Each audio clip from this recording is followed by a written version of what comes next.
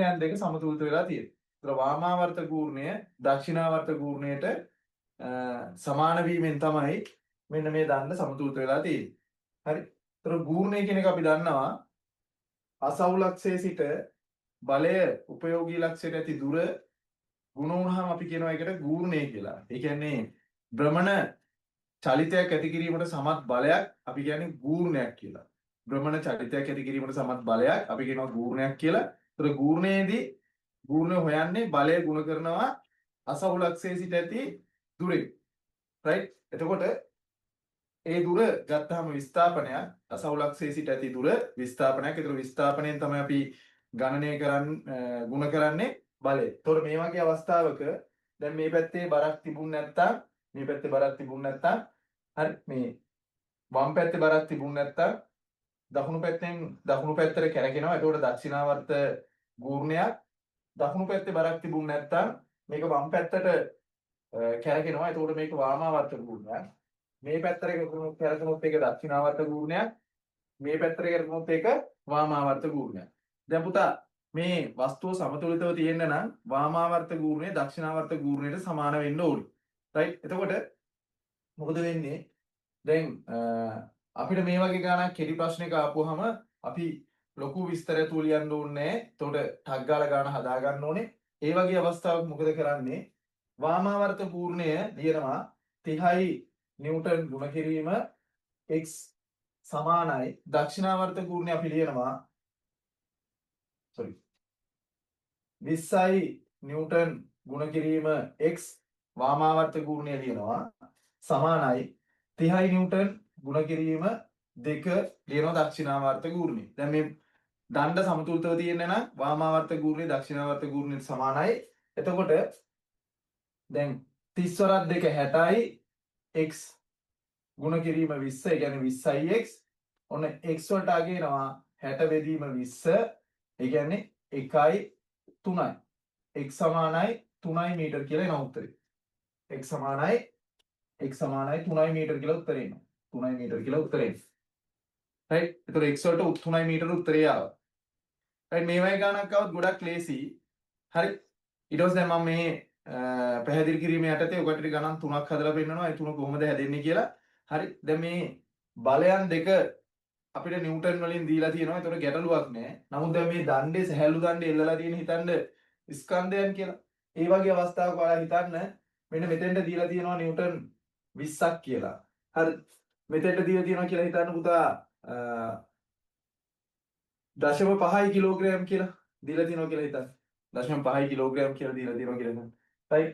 මෙන්න මේ අවස්ථාවක දැන් ඔයා මේ විදිහට ගාන හදනකොට හරි ඔයාලා හිතනවා දෙපැත්තේ දෙක ගුණ කරලා සමාන කරපුවාම හරි කියලා. හරි දෙපැත්තේ දෙක ගුණ කරලා සමාන කරපුවාම හරි කියලා ඔයාට ආන් එහෙම අදහසක් එනවා. එහෙම අදහසක් ආවොත් ඒක ඇත්තටම වැරදි. මොකද මම ඒක දැන් හදලා පෙන්නනවා. එහෙම අදහසක් ඔළුවට දාගන්න එපා. මොකද දෙපැත්තේ විස්ථාපනය හා ඊළඟ දීලා තියෙන භෞතික රාශියේ ගුණ වුණා කියලා ගූර්ණයක් වෙන්නේ නැහැ. ගූර්ණයක් නම් එතන බලයක් තිබිය යුතුමයි. ගූර්ණයක් ඇති වෙන්න නම් එතන බලයක් තිබිය යුතුමයි. රයිට්? දැන් මෙතන 0.5 කියන එක බලයක් කරගන්න 0.5 කියන එක ස්කන්ධයක් බලයක් බවට පත් වෙන්නේ ත්වරණයකින් ගුණ වුණාට පස්සේ ඒ කියන්නේ ගුරුත්වජ ත්වරණයෙන් ගුණ වෙන්න ඕනේ. එහෙනම් මෙතන ඇති වෙන බලය බර ඒ බර ඇති වෙන්නේ 0.5 කියන එක 10න් ගුණ වුණාට පස්සේ ඒ කියන්නේ 5යි නිව්ටන්. 10න් ගුණ වුණාට පස්සේ ඒ කියන්නේ 5යි නිව්ටන්.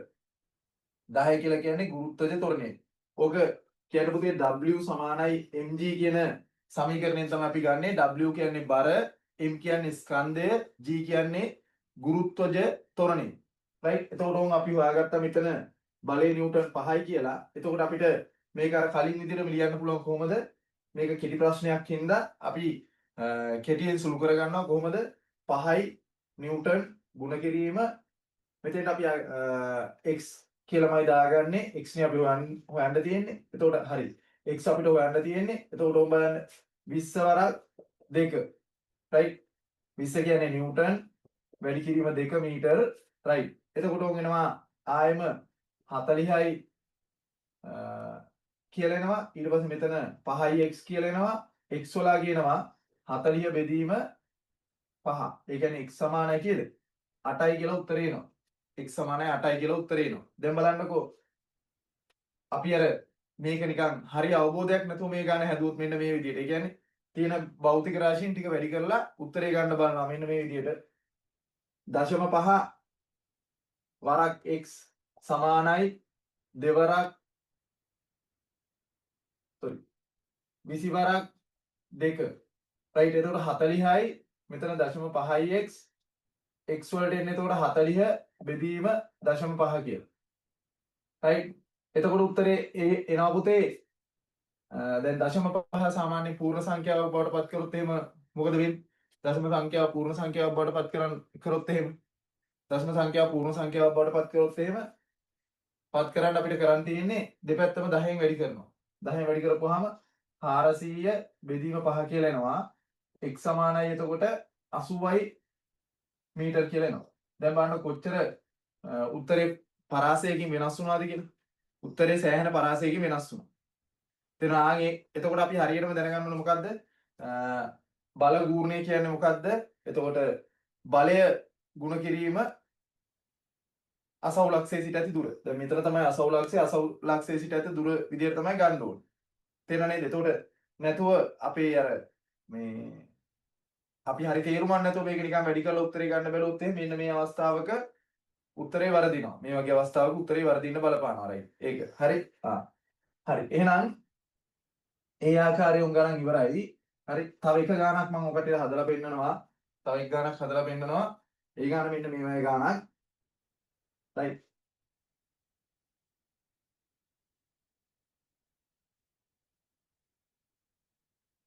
මේකත් සහැල්ලු දණ්ඩක්. රයිට්. මේ සහැල්ලු දණ්ඩේ කෙලවර හිතන්න 200යි ග්‍රෑම් එල්ලලා තියෙනවා. මෙතන හිතන්න අපි දන්නේ ස්කන්ධේ x කියලා දීලා තියෙනවා. මේ පැත්තේ හිතන්න 500යි ග්‍රෑම් කියලා දීලා තියෙනවා. රයිට්. මේ ගාන මෙතෙන් ඉඳලා මෙතෙන්ට හිතන්න 8යි මීටර කියලා දීලා තියෙනවා. මෙතෙන් ඉඳලා මෙතෙන්ට හිතන්න ඒත් දීලා තියෙනවා 8යි මීටර කියලා. මෙන්න මේ දුර හිතන්න 2යි මීටර කියලා දීලා තියෙනවා කියලා. 2යි මීටර කියලා දීලා තියෙනවා. එතකොට මෙතන තියෙන 2යි මීටර නේ. 2යි මීටර. දැන් මේ වගේ ගානක් කොහොමද හදන්නේ? හරි. මේ වගේ ගානක් හදන්නේ ඉස්සලා පුතේ දැන් මේ ස්කන්ධය කියන එක ග්‍රෑම් වලින් දීලා තියෙන කිලෝග්‍රෑම් කරගත්තොත් අපි ඒක ඉතා නිවැරදි. මොකද අපිට එතකොට මේක බලයක් බවට පත් කරන්න පුළුවන්. මොකද කිලෝග්‍රෑම් වගේ තමයි ගුරුත්ව ත්වරණය වැඩි කරන්න ඕනේ බර ගන්න. කිලෝග්‍රෑම් වගේ තමයි ගුරුත්ව ත්වරණය වැඩි කරන්න ඕනේ බර ගන්න. එතකොට මොකද කරන්නේ? අපි ඉස්සල්ලා මේ කිලෝග්‍රෑම් කරගමු. මේ අගයන් තුනම කිලෝග්‍රෑම් කරගමු. රයිට්. අගයන් තුනම කිලෝග්‍රෑම් කර ගැනීම සඳහා 1000න් බෙදන්න ඕනේ. අගයන් තුනම කිලෝග්‍රෑම් කර ගැනීම සඳහා 1000න් බෙදන්න ඕනේ. රයිට්. අගයන් තුනම කිලෝග්‍රෑම් කරගමු. එතකොට මෙතන තියෙන්නේ 200යි ග්‍රෑම් බෙදනවා 1000න්. රයිට්. කිලෝග්‍රෑම් කර ගැනීම සඳහා බෙදනවා x බෙදනවා ඒත් 1000න්. රයිට්. ඊට පස්සේ 500 බෙදනවා 1000න්. එතකොට මේක කිලෝග්‍රෑම් වෙනවා. මේකත් කිලෝග්‍රෑම් මේකත් කිලෝග්‍රෑම්. රයිට්. ග්‍රෑම් 10න් බෙදපුවාම දැන් ඊට පස්සේ අපි නිව්ටන් කරගන්න. 200 බෙදීම 1000 වැඩි කිරීම 10 දැන් නිව්ටන්. 10න් වැඩි කරපුවාම නිව්ටන් වෙනවා. රයිට්. ඊට පස්සේ මේක x බෙදීම 1000 වැඩි කිරීම 10 සමානයි 500 බෙදීම 1000 වැඩි කිරීම 10 ඔවුන් ඊට පස්සේ නිව්ටන් වුණා. නිව්ටන් වුණා. රයිට්. දැන් බල ගූර්ණ සමාන වෙන්න ඕන හින්දා මේක අපි දෙපැත්ත සමාන කරමු. අසවුලක්ෂයේ සිට ඇති දුරෙන් ගුණ කරලා. රයිට්. මෙතන ඉඳලා තියෙන දුරෙන් ගුණ කරලා. රයිට්. 200යි බෙදීම 1000 වැඩි කිරීම 10 වැඩි කරන පුතේ 8න් ධන x බෙදීම 1000 වැඩි කිරීම 10 ඔන්න වැඩි කරනවා 2යි මීටර වලින් සමානයි. ඊට පස්සේ උන් වෙනවා 500 බෙදීම 1000 වැඩි කිරීම 10 වැඩි කිරීම 8යි මීටර. රයිට්. මීටර දාන්න ඕනේ. දැන් මේක අපි කෙටි ගණනක් විදිහටනේ හදන්නේ. කෙටි ගණනක් විදිහට හදන්නේ. එතකොට කෙටි ගණන් වලදී ඒකක ආදේශ කර කර ඉන්න අවශ්‍ය නැහැ. ව්‍යුහගත හරි රචනා හරි ආවොත් එහෙම ඒකක ආදේශ කරන්න ඕනේ. රයිට් දැන් මොකද කරන්නේ? මේකේ සමානාගයන් සමීකරණ දෙපැත්තේ කපලා දාන්න පුළුවන්. සමානාගයන් තියෙනවනේ සමීකරණ දෙපැත්තේ කපලා දාන්න පුළුවන්. 18 18 1000 කැපුවා. රයිට් 10ට 10ට 10 කැපුවා. රයිට් ඊට පස්සේ මොකද කරන්න තියෙන්නේ? 200 ගුණ කිරීම 8 ධන x දෙවරක් x නෙන්නේ 2x සමානයි 500 වරක් 8 500 වරක් 8 එනවා. රයිට් ඒක අපැදිරි නම් මම මේ පැත්තෙන් හදන්න. රයිට් මේ පැත්තෙන් හදන්න. ඒකේ ඉන්නේ උඩින් හදන්න පුතේ 200 වරක් 8 ධන දෙවරක් x සමානයි 500 වරක් 8. ඔමයි එන්නේ. මෙතන ඉතුරු ටික ඔයාලට පේන්නේ නැති හින්දා එතනින් හදන්නේ. රයිට් සමාන 200 වටක් 1600යි. ධන 2x 500 වටක් 4000යි. 2x සමානයි 4000 ඍණ 1600. ඍණ 1600. රයිට් මෙතන 1600 තියෙන්නේ. 1600 සමානයි x. එතකොට 2x 1600ක් අඩු වුණාම 2400යි. x සමානයි 2400 බෙදීම 2. x සමානයි 1200යි ග්‍රෑම්. ඔන්න x වලගේ ආවා 1200යි ග්‍රෑම්. තේරුණේ? ඒ විදිහට ගාන සුළු කරන්න පුළුවන්. ඒතකොට මතක තියාගන්න බලගුරුණේ සම්බන්ධ ගණන් එද්දී නිව්ටන් අගය දෙන්න පුළුවන්. මේ සැහැල්ලු දණ්ඩක සමතුලිතතාවය සම්බන්ධයෙන් බලගුරුණයෙන් ගණන් එද්දී නිව්ටන් අගය බර දෙන්න පුළුවන්. ස්කන්ධය දෙන්න පුළුවන්. ඊට අමතරව ග්‍රෑම් අගය දෙන්න පුළුවන්. එහෙම අගයන් දුන්නාම මෙන්න මේ විදිහට ඒ අගයන් නිව්ටන් අගයන් බවට පරිවර්තනය කරගෙන ගාන හදන්න ඕනේ. නැත්නම් සමහර අවස්ථාවල වැරදීමේ සම්භාවිතාවයක් තියෙනවා. එහෙම නැතුව හදනවා නම් ඔයා හොඳම අවබෝධයකින් ඉන්න ඕනේ. මෙන්න මේ සෑම අගයක්ම ඒ කියන්නේ ස්කන්ධය නම් සෑම අගයක්ම එකම අගයෙන්ම දීලා තියෙනවා. ග්‍රෑම් නම් ග්‍රෑම් වලින්ම දීලා තියෙනවා. කිලෝග්‍රෑම් නම් කිලෝග්‍රෑම් වලින් දීලා තියෙනවා. නිව්ටන් හෝ කිලෝග්‍රෑම් කියන දෙකක් භාවිතා කරලා නැහැ. ආන් එහෙම පැහැදිලි මානසිකත්වයෙන් මේක දිහා බලන්න ඕනේ. රයිට්